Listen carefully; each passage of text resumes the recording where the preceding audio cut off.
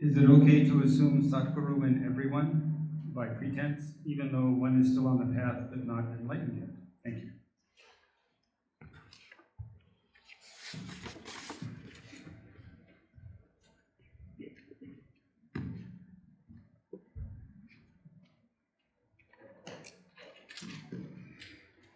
I'll read the question again. Is it okay to assume Satguru in everyone by pretense, even though one is still on the path but not enlightened yet? It all depends on what you mean by Satguru. If by Satguru means that do we all have the same capacity to achieve the state of enlightenment that a Satguru has, answer is yes. We all have the same capacity. On the other hand, if by Satguru we means a master who has come to take us back home, then everybody hasn't come to take us back home. And then we identify one individual. Of course, he's like any other human being, but one individual who appears in our life. We don't search for him, we don't find him. He appears in our life at the right time. And a Satguru can be a guru, but may not be a Satguru. A guru is a teacher. And especially spiritual teachers have been called gurus. And a guru who comes and teaches us to learn what we have been trying to learn. Supposing we are trying to learn about external things, he is a guru of external things.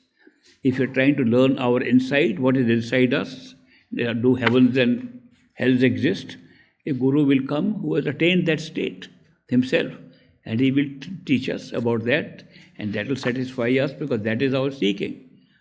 And some want to seek where did the world come from, where did destinies come from, where karma came from. Then, if that is a seeking, a guru will come who will take us to the causal plane. That's what he has attained. For him, that's the final sting, and that's what we are looking for. So guru will teach us that. Which means gurus are in several categories. In fact, we also distinguish in the northern Indian states between a Sadguru and a Satguru. Gurus can be any point, but when we say he is a guru of that level, then we start with Sadguru, who takes us beyond the mind and reveals to us that we are Atma or soul. This is called a Sadguru. A Satguru, in that sense, is one who takes us to our true home, Sat Lok, Sachkhand, that which is the creative power of everything. All things have come from there, including the souls. So that is a different area, but it all depends what we are seeking. A Satguru appears in our life if we are seeking our true home and the ultimate truth. If we are seeking anything less, then other gurus come in our life and they teach us that. Or it may happen that we have not fully understood what we are seeking. There are so many people feel that we are seeking something, we don't really know what it is because what we are seeking doesn't fit in with our rational mind, but we are still seeking. In that case, several gurus can come in our life to take us step by step to different places. And as we go to those places, we feel very happy that we have reached that point, but then something tells us, I want more. I think there's something beyond this. I am not fully satisfied. The guru says, I have done my job. Another guru will appear in your life. Another guru appears. So these things happen. I remember this story, and I've told before, but some of you may not have heard it. There was a disciple of great master. His name was Trilok Chand. Trilok Chand was an engineer in Burma, now called Myanmar. In that country, he worked hard and he saved a lot of money. He saved money because he was one of those people who think twice before spending. For example, he would hold a 1 rupee note, the currency that was in Burma and India at that time. A currency note of 1 rupee is held in his hand. And he will say to spend or not to spend. And then he will say not to spend and put it in his pocket. So there are some people, So he was that kind.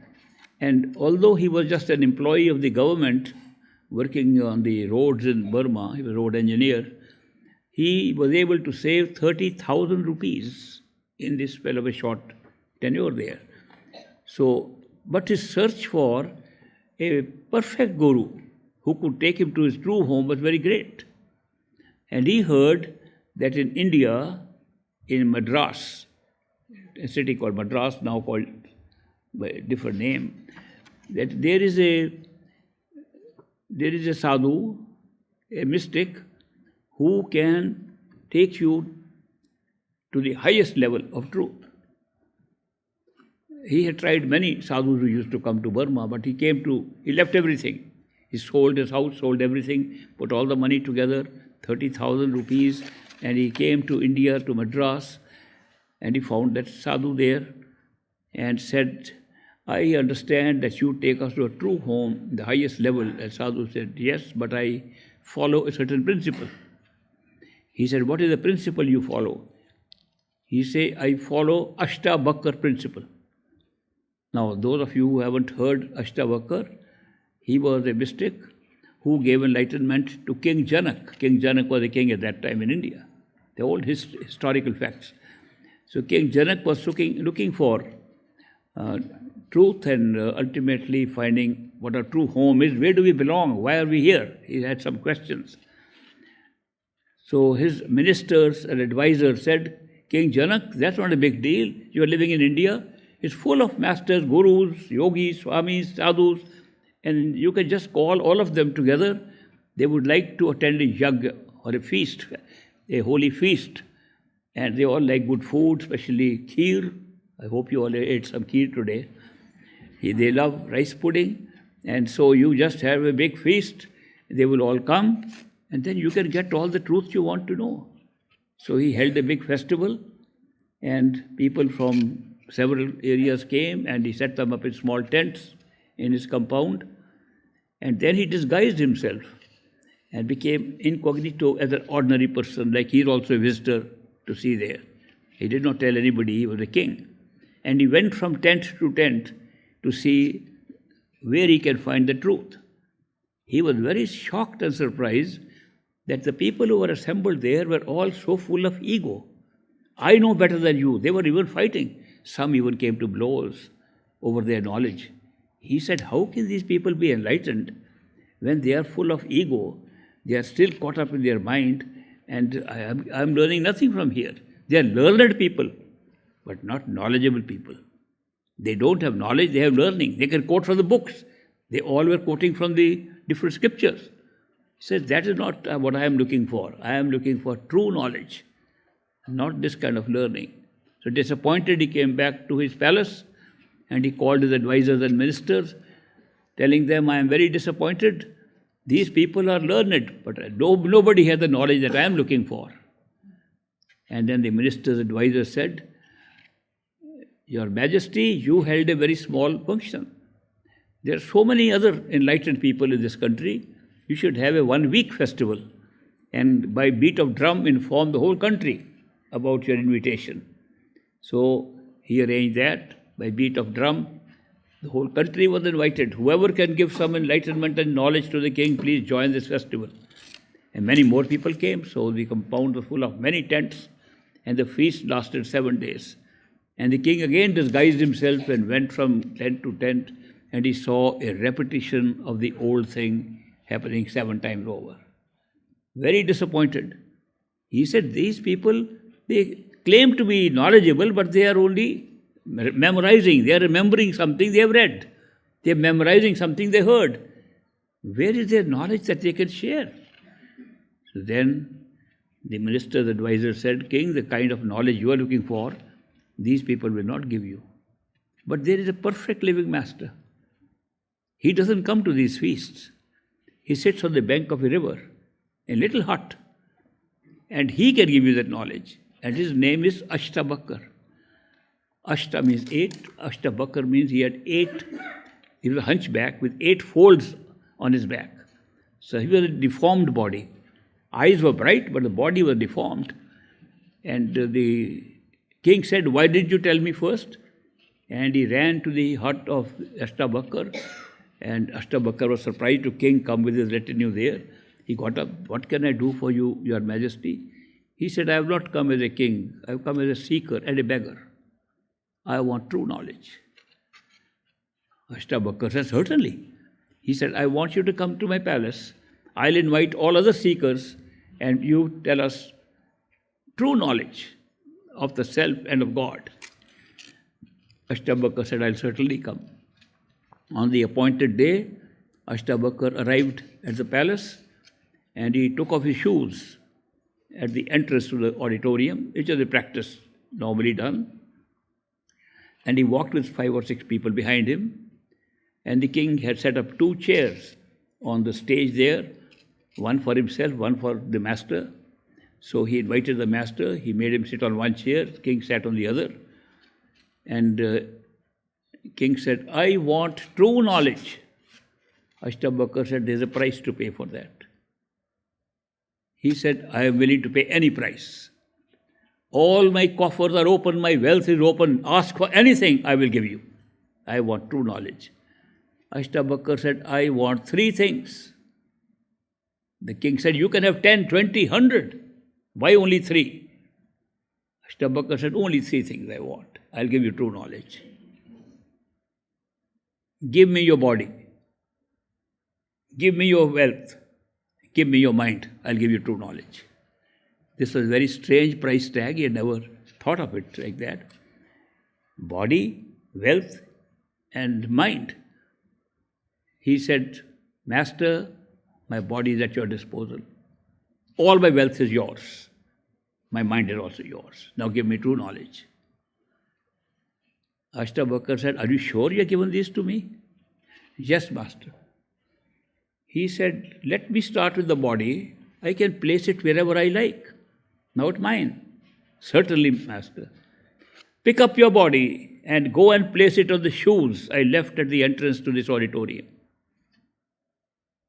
Everybody began to laugh and wonder what is happening.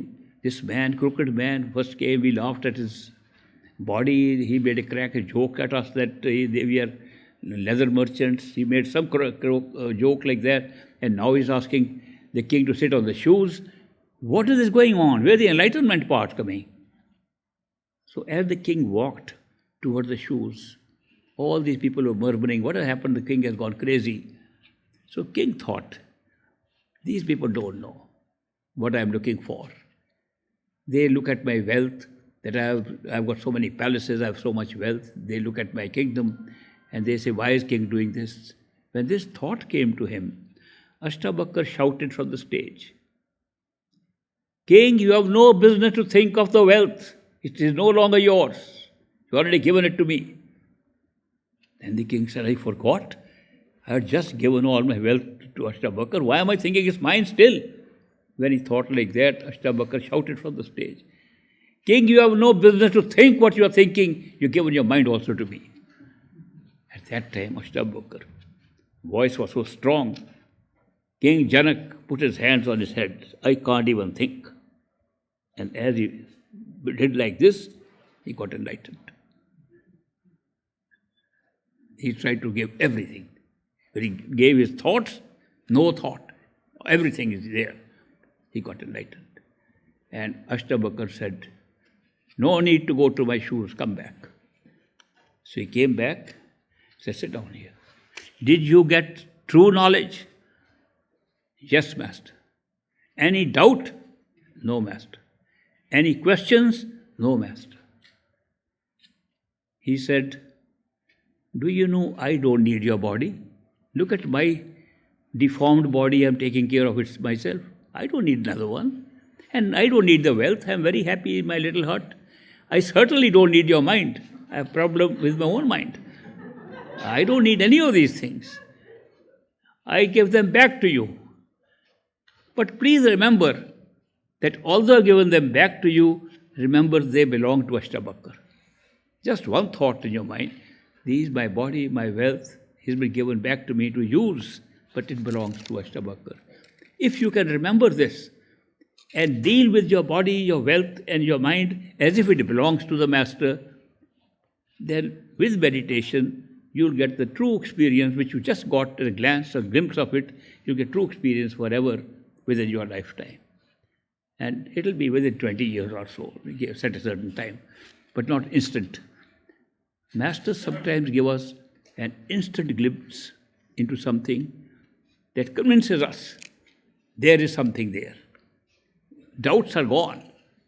It's a glimpse. And then we meditate. Why can't we get it again? The Master gave a sampling of what you can find. And now you work toward it and go and you'll see it again. So this is very common. This sadhu, this holy man in Madras told Trilokchand, I follow the Ashtabakar principle. You want true knowledge? Give me your wealth, give me your body, and give me your mind, I'll give you the true knowledge. He said, I am the same. So Trilokchand said, I agree. If King Janak could get it like that, I'll also get it like that. I give you my body, I give you my wealth, I give you my mind. And the sadhu said, let's start with the wealth. How much do you have? He said, I have saved 30,000 rupees which I brought with me. He said, transfer that into my account. I have to build a temple.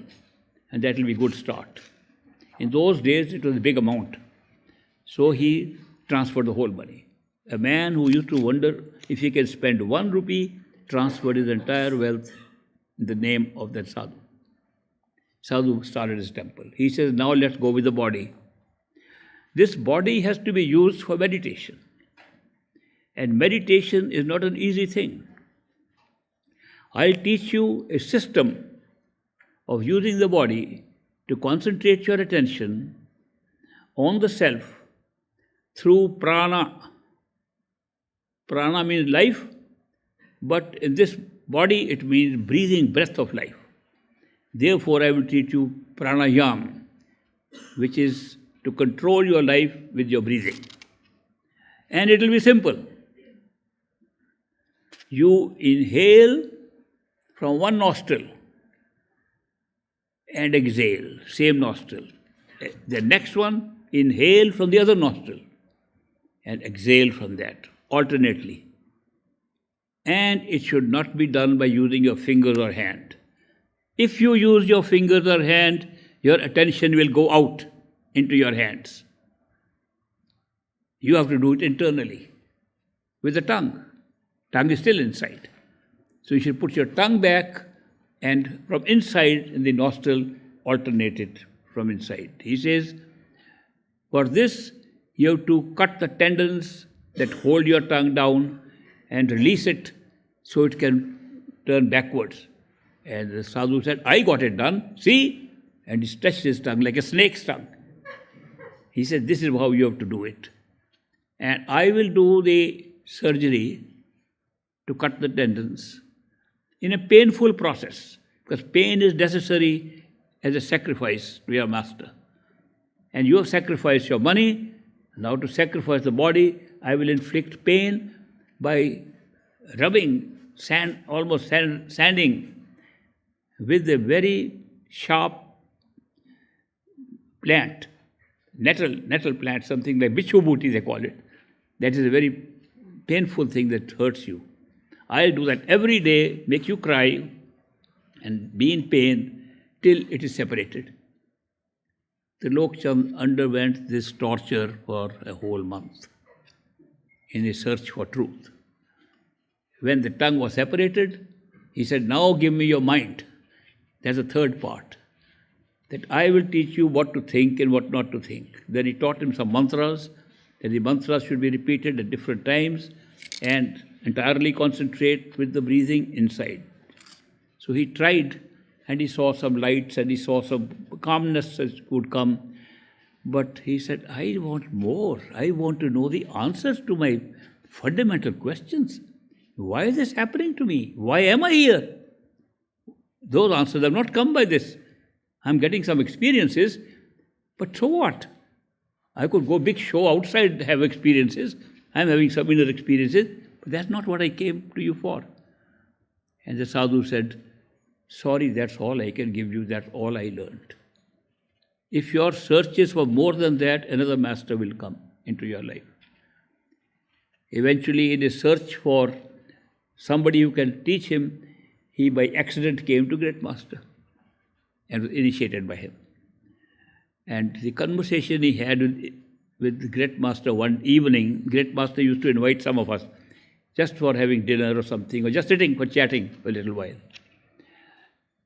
I'm talking of the 40s, very long ago.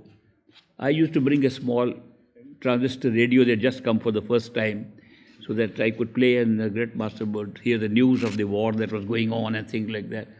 So that's why I was there. And Trilokchand told the Great Master, Master, you have shown me the real truth. Now I remember that conversation. Master, you have given me the truth. Had I known that I have to come to you for this truth, I would not have given those 30,000 rupees to that sadhu there. And Great Master laughed.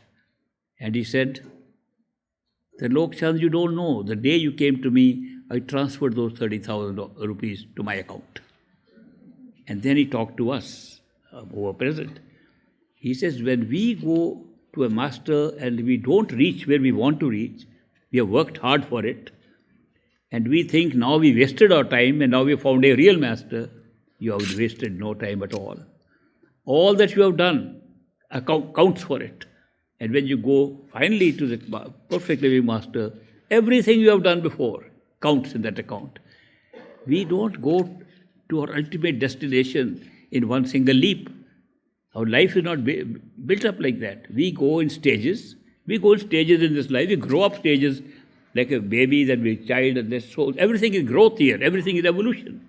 So even this, our journey toward our true home goes in different steps till we find a Satguru, a perfect living master, who takes us finally, and he is taking into account all that we have done in our journeys before. This information that he shared with Trilokchand and with us, I felt it was for me. Because at that time, now I'm telling you something very personal. At that time, I was in full doubt about the master. I felt that I have been born in a family where my father is following him, and simply because my father followed him, I am growing up believing he is a master, and this reaction came to me very early. It came to me about a few years, I was still very young. And when the master initiated me young, I still had my doubts. A lot of doubts. I said, maybe these masters are making up nice stories, there's big business going on. Where's the proof? I wanted proof. And I said, there is no proof here. Therefore, I'll try everything else. Maybe the truth lies somewhere else. I just happened to following a particular man, a white-bearded man, thinking he's a perfect living master. How do I know? Maybe I'll find a better master. So I spent several years in my college days, high school days, college days, searching for several yogis, swamis, sadhus, whoever I could meet. So because I was going all over doing lots of things, that particular event with the Trilokchand eventually made me feel and now know nothing of my time was ever wasted or lost. It was necessary for me to go through all that. Another incidental benefit came to me by going there. Now, at this age of mine, I'm 91, over 91. I can look back now in my life. I'm not beginning of life that I have to see what will happen in future. Now, at this stage, I have to see what happened in the past. How did I come up to this point? I now realize that when I met those yogis, when I practice yoga of various kinds, today I meet people who ask me about the very thing they are doing. And I have answers based not on theoretical books or something, that I did the same thing. So my answers become more practical for them. And this is something very important. I learned that if you have not practiced something, you cannot give a convincing answer to anybody. You give an answer from a book, it never goes into the heart of a person. You give an answer from your own experience, it goes into the heart of a person.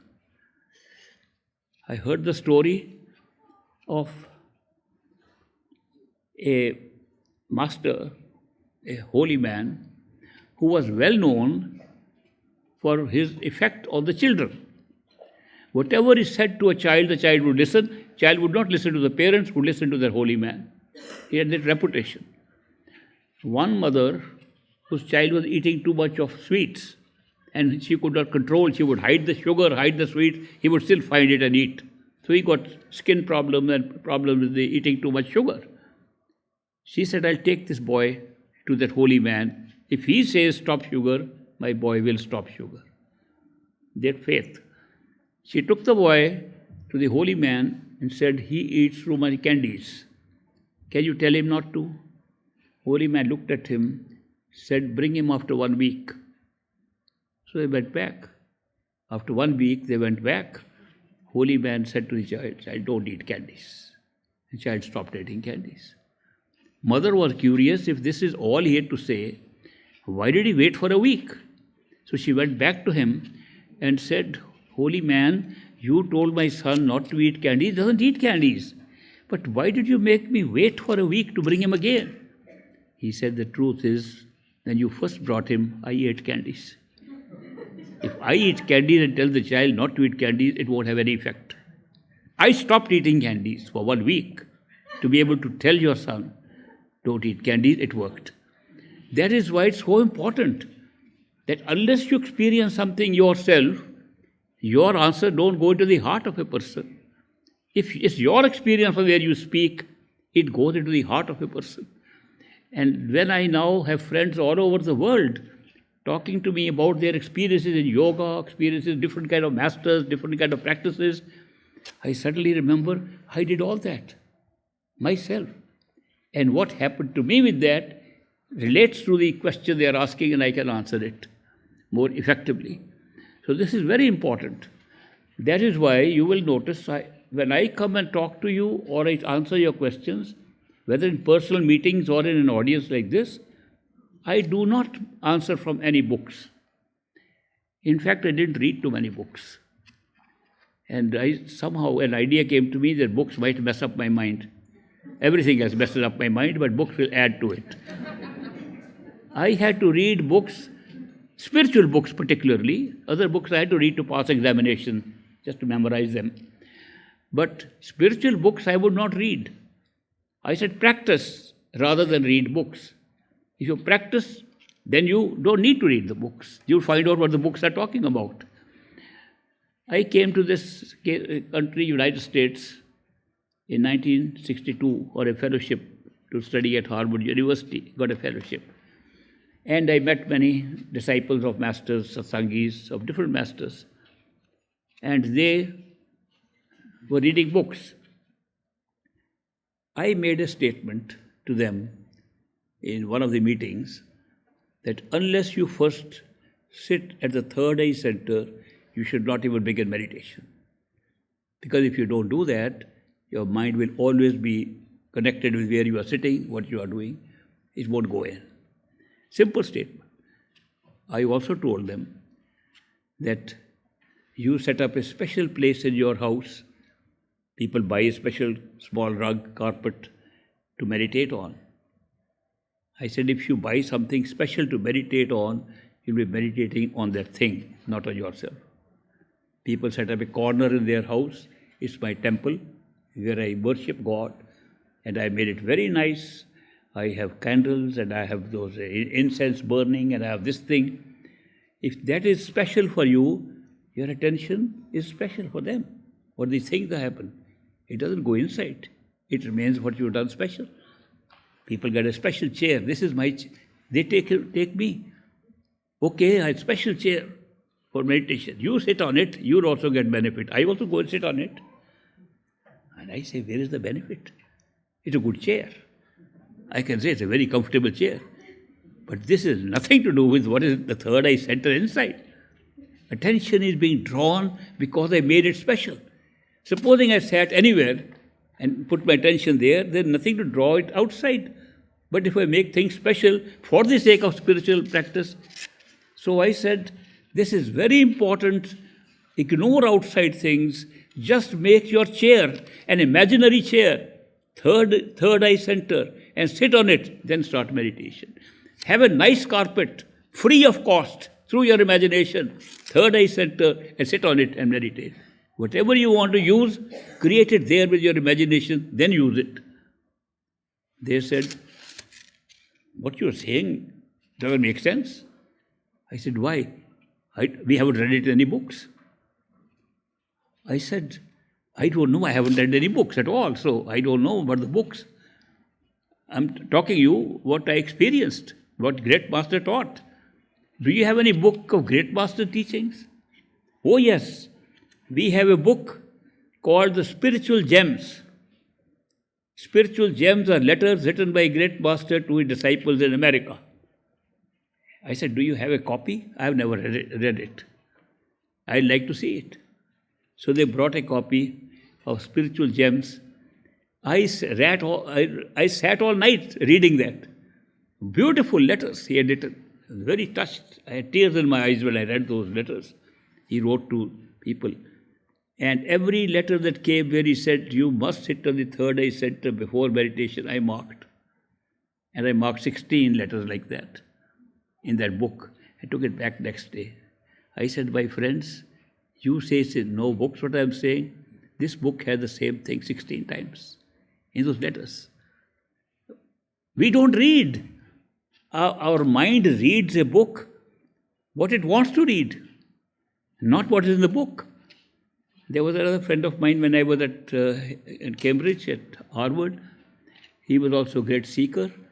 And he came and told me, he said, you know, somebody gave me a book to follow the path. I said, which book did he give you? Oh, written by an American named Julian Johnson.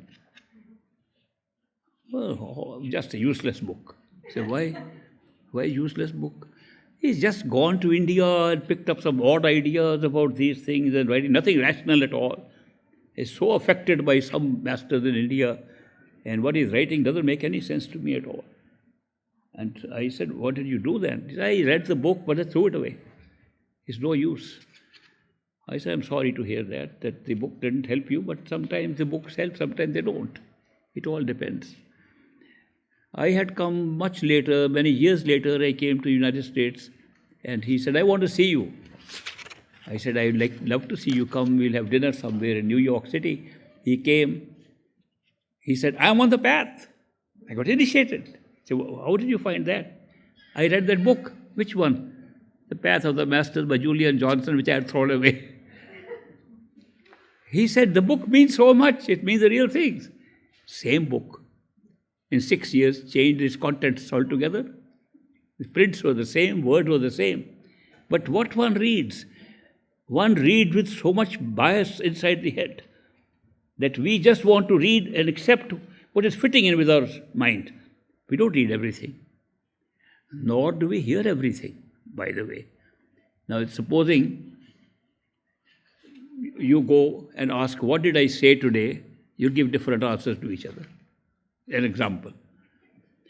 Not only that, our mind is so constructed that we cannot fully grasp something, but we grasp where we can say, yes, I know.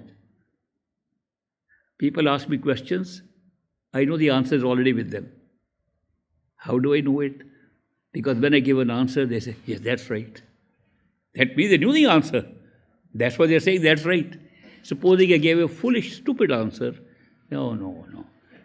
Then it's not my answer they're looking for their own answer, which is already in their mind. Mind functions like that. And that is why we learn things over time, and nothing teaches us better than personal experience. Personal experience explains what the books are. You read a book and you interpret it in many ways. Could it be this? Could it mean that? I see people reading spiritual books and try to interpret it. Maybe this meant this, maybe it meant that. How can it mean too many things? You have an inner experience, read the book, you know exactly what it means. So experience should be preceding reading of books. Anyway, I became educated and learned after coming to America by reading spiritual books. But nothing gave anything extra from the books. They just made me know that what experience gives us has also been recorded. But you fully understand it if you have the experience, then read it and see what it is. Makes much sense. So when we talk of different gurus, we all have the capacity to be the same as a perfect living master. Same as any Satguru. We all have the same capacity. Our creative power has granted everything to all of us. It can be accessed by anybody, anywhere in the world, and can be done by a child, adult, old man, woman, or even in between, or whatever. Anybody can have that access, and it's all inside. Same. Not that a master comes to put something in our head and say, find it. It's already there. Great master used to say, there are people they have some instrument to see where there's a well, water underground. You dig, and the well comes out. So they have a capacity to find out where a well is. And we use them in India to find out, is this land barren? Can you tell us which is a good place to dig? They didn't have all the instruments which can now be used by science, but they used to have these people, and they are divine people who would go and say, dig here, you'll get a well. When they dig, the water is there. It does not mean that they have placed a well there for you to dig.